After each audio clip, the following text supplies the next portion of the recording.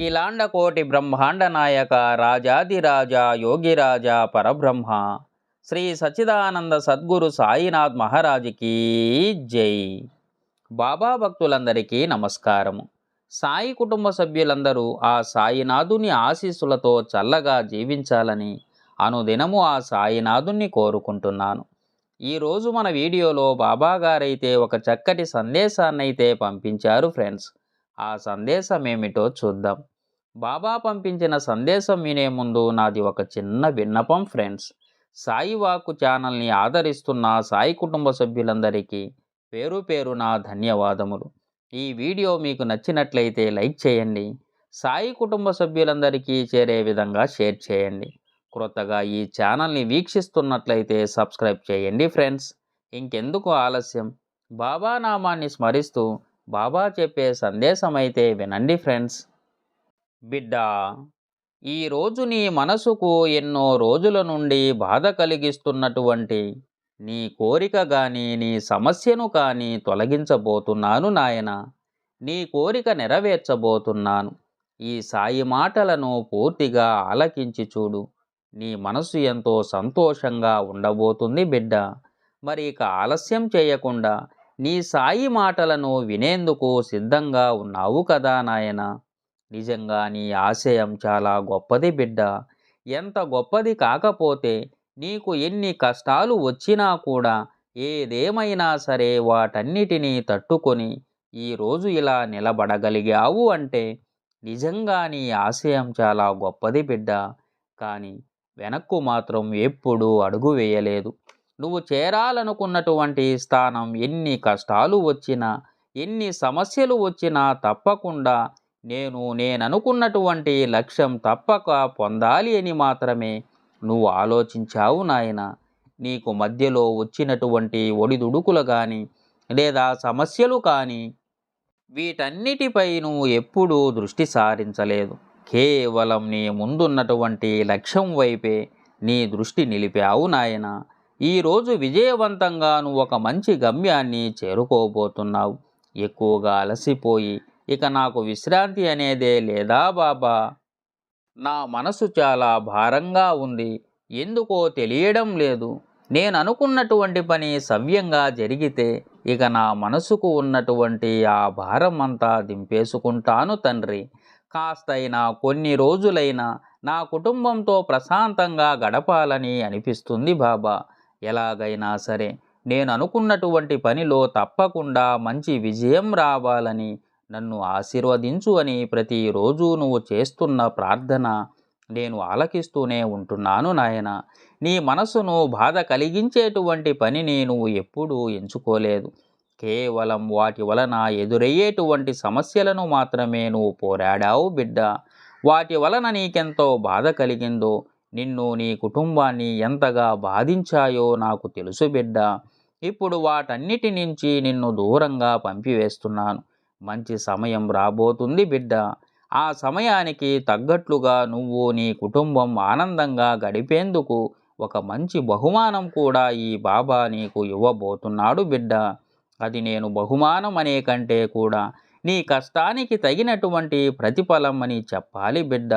ఎందుకంటే ఎన్నో రోజుల నుండి నువ్వు కలలు కంటున్నటువంటి ఆ కలను నెరవేర్చుకునే సమయం రాబోతుంది నాయన.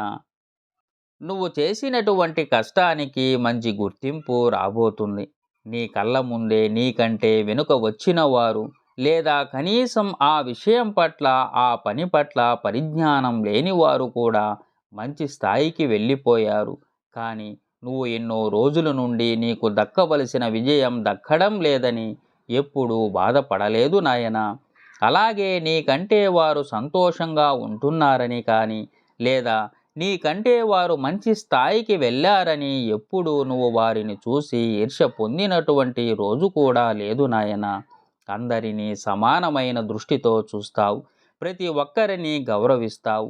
అలాగే వారికంటే కూడా మంచి ఉన్నతమైన స్థాయి నాకు కలగాలని నువ్వు ఎప్పుడూ కోరుకోలేదు నాయన. కేవలం నీ కష్టానికి తగిన ప్రతిఫలం దక్కితే చాలు అని మాత్రమే నువ్వు అడిగావు బిడ్డ. అందుకు నిజంగా నీకు నా అభినందనలు తెలియచేస్తున్నాను నాయన. ఎందుకంటే ఒకరిపై ఈర్ష్య, ద్వేషం వీటన్నిటికంటే కూడా నీ పనిలో నీకు ఆనందాన్ని కలిగించేలా నువ్వు ఎంతగా కష్టపడుతున్నావో, నీ శ్రమను నువ్వు ఎంతగా నమ్ముకున్నావో నిన్ను చూస్తుంటేనే నాకు అర్థం అవుతుంది నాయన. దానికి తోడు నిండైనటువంటి నీ మనసు చాలా మంచిది బిడ్డ. ఎందుకంటే తోటివారికి ఎప్పుడూ నీ వంతుగా ఏదో ఒక సహాయం చెయ్యాలి అనేటువంటి నీ తపన నన్ను ఎంతో సంతోషానికి గురి చేసింది నాయన. బాధైనా సంతోషమైనా అలాగే ఏదైనా సరే రెండిటిని సమభావంతో తీసుకుంటావు. నిజంగా అది చాలా గొప్ప విషయం బిడ్డ. దేనికి ఎక్కువగా ఉప్పొంగిపోవు. అలాగే ఏ సమస్య వచ్చినా దానిని చూసి నిరుత్సాహపడిపోవు. అందరూ నీలా ఉంటే ఎంత బాగుండు. ఈ ప్రపంచంలో అలా ఉంటే ఎవరైనా సరే తప్పక గెలుస్తారు నాయన. ఎవరి గురించి దేని గురించి ఎక్కువగా ఆలోచించవు. నీకున్నటువంటి మనశ్శాంతిని నువ్వు ఆనందంగా పొందుతావు. కాకపోతే నీకున్నటువంటి బాధంతా కూడా నీకు దక్కవలసినటువంటి విజయం నీకు దక్కడం లేదు. అందుకు నువ్వు ఎన్నో రోజుల నుండి శ్రమిస్తున్నావు. దానికోసం ఎంతో పోరాడుతూ వస్తున్నావు నాయన. కేవలం నువ్వు అడుగుతుంది ఆ ఒక్కటే, బాబా నా మనస్సంతా నిజంగా చాలా భారంగా ఉంది.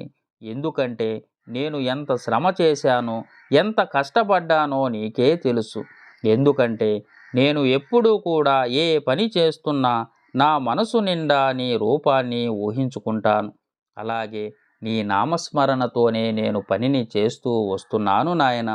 కానీ నాకు ఒక్కటే బాధ బాబా, నేను చేసేటువంటి కష్టానికి నాకు ప్రతిఫలం కావాలి. అంతకు మించి నిన్ను ఏ కోరిక కోరడం లేదు తండ్రి. అది కూడా కేవలం నన్ను నేను బతికించుకోవడం కోసమే కాదు. నా మీద ఆధారపడినటువంటి నా తల్లిదండ్రులు కానీ లేదా నా కుటుంబ సభ్యులు కానీ వారందరికీ కూడా నా విజయంతో ఆనందాన్ని కలిగించాలని అనుకుంటున్నాను తండ్రి. మరి అలా కలిగించాలి అంటే నేను కష్టపడినటువంటి నా కష్టం నాకు దక్కాలి కదా బాబా.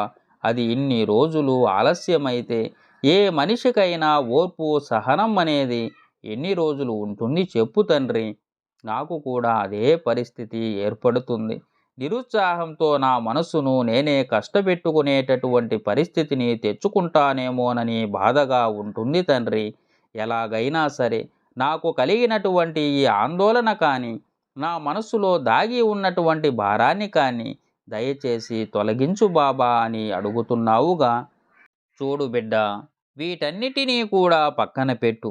ముందు అసలు నా యందు నీకున్నటువంటి నమ్మకం, ఓర్పు, సహనం నిన్ను ఒక మంచి స్థాయిలో ఉంచేందుకు ఎంతగా సహాయపడుతుందో రాబోయే రోజుల్లో నువ్వే చూస్తావు బిడ్డ. నీ పద్ధతి అలాగే నీ యొక్క వ్యక్తిత్వం ఎంతో స్ఫూర్తివంతంగా అందరూ మెచ్చుకునేలా చేస్తాను. ఇదే విధంగా నడుచుకుంటూ నీ భవిష్యత్ అంతా కూడా బంగారుమయం చేసుకుంటూరా. మీ ఇంట్లో ఉన్న ఇబ్బందులు తొలగిపోవడానికి నువ్వు చేస్తున్న కృషి అంతా కూడా నీ కుటుంబాన్ని అతి త్వరలోనే కష్టాల నుండి బయటపడేలా చేస్తుంది నాయన. నా కళ్ళు ఎప్పుడూ కూడా నిన్ను ఒక్కరినే చూస్తూ ఉండవు. నా బిడ్డలందరినీ గమనిస్తూనే ఉంటాయి. మీ ఆనందాన్నే కదా నా ఆనందంగా స్వీకరిస్తూ మీలో నన్ను చూసుకుంటూ నేను మురిసిపోతూ ఉంటాను బిడ్డ. ఈ సృష్టికి మొత్తం లయకారుడు పరమేశ్వరుడు అయితే మీ అందరికీ కూడా గురువుగా ఈ బాబాను మీరు ఎంచుకున్నారు. ఆ రోజే నేను మీకు గురువుగా, తండ్రిగా, అలాగే మీకు మంచి చెడులు చెప్పే విధంగా ప్రతి ఒక్క సమస్యలోనూ కష్టంలోనూ మీకు తోడుగా నీడగా నేను నిలబడుతున్నాను బిడ్డ. ఇన్ని రోజులు నువ్వు ఎప్పుడూ నిరుత్సాహపడలేదు. నీ పనిని నువ్వు కళ్ళు మూసుకొని చేసుకుంటూ వచ్చేస్తున్నావు బిడ్డ. నీ శ్రమను నువ్వు నమ్ముకున్నావు. అలాగే భారమంతా కూడా నాపై వేశావు బిడ్డ. అందరికీ అన్నీ ఇచ్చే నీ బాబా నీకు మాత్రం ఎందుకు ఇవ్వడు? అందులోనూ నీ మనసు ఎంతో మంచిది నాయన. అలాగే నువ్వు నిజంగా నిజాయితీగా అడిగినటువంటి నీ కోరిక నెరవేర్చకపోతే ఇక నేను ఉండి మాత్రం ఏమి అర్థం నాయన. ఒక చిన్న సంతోషకరమైన వార్త ఈరోజు నీ పనిలో నువ్వు తప్పక పొందుతావు. అలాగే ఆ వార్తతో మొదలై నీ విజయానికి నువ్వు ఇన్ని రోజులు పడినటువంటి కష్టానికి మంచి ఊహించినటువంటి గుర్తింపు నీకు దక్కబోతుంది బిడ్డ. నీ బాబా ఏదీ కూడా తొందరపడి నిర్ణయించడు. అలాగే తొందరపడి ఎవ్వరికీ మాట ఇవ్వడు నాయనా. ఒకవేళ మీ జీవితాన్ని మంచిగా ఆనందకరంగా మార్చేందుకు కాస్త ఆలస్యం చేసినప్పటికీ మీకు దక్కవలసిన ప్రతిఫలాన్ని, అలాగే మీకు ఇవ్వవలసిన జీవితాన్ని ఖచ్చితంగా ఇస్తాడు బిడ్డ. అందులో ఎలాంటి సందేహము లేదు. నీ మనసులో మెదులుతున్న ఆలోచనలు కావచ్చు, లేదా నీ నిరుత్సాహానికి కారణం కావచ్చు, వాటన్నిటినీ పూర్తిగా తొలగించబోతున్నాను నాయనా. నీ బాబా అనుగ్రహం నీపై నిండుగా కురిపించబోతున్నాడు. నువ్వు నీ కుటుంబం ఆనందంతో సంతోషంతో ఉండే క్షణాలు మీ ముందుకు తీసుకురాబోతున్నాడు బిడ్డ. మీకు నేను మాట కూడా ఇస్తున్నాను. ఇకనైనా నీ మనసులో ఉన్న ఆ భారాన్ని అంతా దించేసి సాయి నామస్మరణతో నీకు దక్కవలసినటువంటి గుర్తింపు కోసం ఎదురు చూస్తూ ఉండు. నీకు అంతా మంచే జరుగుతుంది నాయన. నా ఆశీస్సులు నీకు నీ కుటుంబానికి ఎప్పుడూ ఉంటాయి. దీర్ఘాయుష్మాన్ భవ. చూడండి ఫ్రెండ్స్, బాబాను నమ్మండి, మీకు అంతా మంచే జరుగుతుంది. ఓం శ్రీ సాయిరాం. సర్వే జనా సుఖినో భవంతు.